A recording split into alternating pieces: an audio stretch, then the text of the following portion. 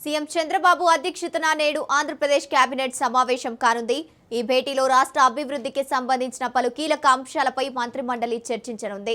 ముఖ్యంగా అమరావతికి చట్టబద్ధత కల్పిస్తూ కేంద్ర ప్రభుత్వం గెజెట్ విడుదల చేసిన నేపథ్యంలో కేంద్రానికి కృతజ్ఞతలు తెలుపుతూ కేబినెట్ తీర్మానం చేసే అవకాశం ఉంది.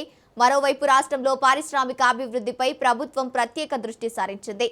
ఎస్ఐపిబి ప్రతిపాదించిన దాదాపు 39,436 కోట్ల పెట్టుబడులకు సంబంధించిన ప్రాజెక్టులపై ఈ సమావేశంలో చర్చించి ఆమోదం తెలపనున్నారు. వీటితో పాటు ఏపీలో 26 జిల్లాలు, 6 జోన్లు మరియు 2 మల్టీ జోన్లను ఖరారు చేస్తూ కేంద్రం గెజెట్ ఇచ్చిన నేపథ్యంలో రాష్ట్ర గెజెట్ ప్రతిపాదనలపై కూడా కేబినెట్ సుదీర్ఘంగా చర్చించనుంది.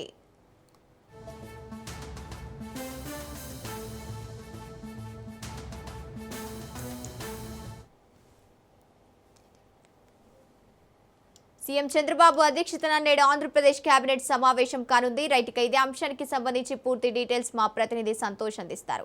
సంతోష్.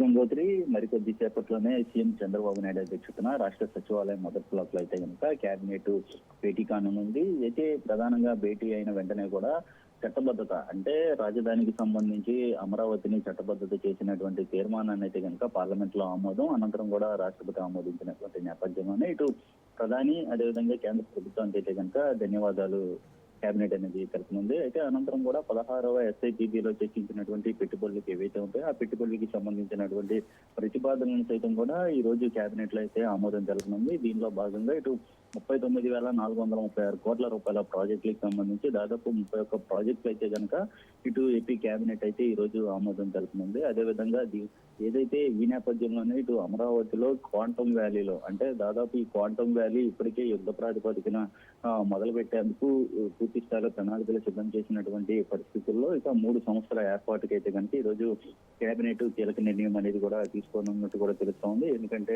ప్రధానంగా ఈ రాజధాని ఇప్పటికే అమరావతి అనేది కూడా చట్టబద్ధత అయినటువంటి నేపథ్యంలోనే స్పీడ్ పెంచే యోచనలు అయితే కనుక ప్రభుత్వం ఉన్నట్టు కూడా తెలుస్తోంది. ఎందుకంటే స్పీడ్ పెంచితే మాత్రం తప్పనిసరిగా కూడా అన్ని ఇన్వెస్ట్మెంట్లు వచ్చే అవకాశాలు ఎక్కువ ఉన్నటువంటి పరిస్థితులు కూడా నెలకొన్నాయంటూ కూడా ప్రభుత్వం భావిస్తుంది. అయితే ఇంకా మరోవైపు ఫీజు రెగ్యులేటరీ కమిటీ ఏదైతే ఎఫ్ఆర్సీ ఉందో ఆ ఏర్పాటుకి అయితే కనుక అంటే ఉన్నత విద్యా స్థానంలో అయితే కనుక ఈ యొక్క ఫీజు రెగ్యులేటరీ కమిటీని అనేది ఏర్పాటు చేస్తూ ఆర్డినెన్స్ కి అయితే కనుక ఆమోదం తెలుపుతుంది కేబినెట్ లో. అదేవిధంగా ఏపీలో 28 జిల్లాల జోనల్ వ్యవస్థ అనేది కూడా ఏర్పాటు చేసినటువంటి నేపథ్యంలోనే ఇక దానికి సంబంధించి ఉద్యోగ నియామకాలు అదేవిధంగా బదిలీలకు జోన్ల వ్యవస్థ మల్టీ జోనల్ వ్యవస్థ ఇలా ఖరారు చేయనున్నట్టు కూడా ఇటు ఏపీ కేబినెట్ లో ఒక నిర్ణయం తీసుకోనున్నట్టు కూడా తెలుస్తా ఉంది. అంతేకాకుండా పర్యాటక శాఖ పూర్తి స్థాయిలో అభివృద్ధి చేసే దిశగా అయితే కనుక ఏ విధంగా ముందుకెళ్లాలి, ఎలా ప్రతి రీజియన్ ఇటు తిరుపతి కావచ్చు అదేవిధంగా అమరావతి రీజియన్ ఇలా విశాఖపట్నం రీజియన్లుగా చేసి ఇన్వెస్ట్మెంట్స్ ఏదైతే పరిశ్రమలు అనుగుణంగా ముందుకు వస్తాయో వాటికి సంబంధించినటువంటి భూ కేటాయింపులు ఇలా భూ కేటాయింపుల్లో కేటాయించేందుకు కూడా ఇటు కేబినెట్ అయితే ఆమోదం తెలుపుతుంది. అదేవిధంగా ఋషికొండ ప్యాలెస్ కి సంబంధించినటువంటి అంశంపై కూడా ఈ రోజు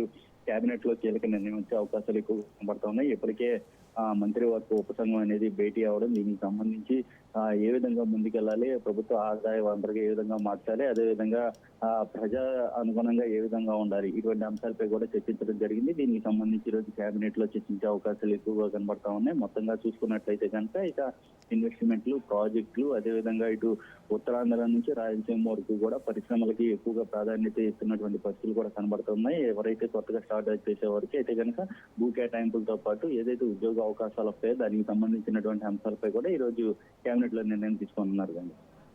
రైట్, థ్యాంక్ యూ సంతోష్.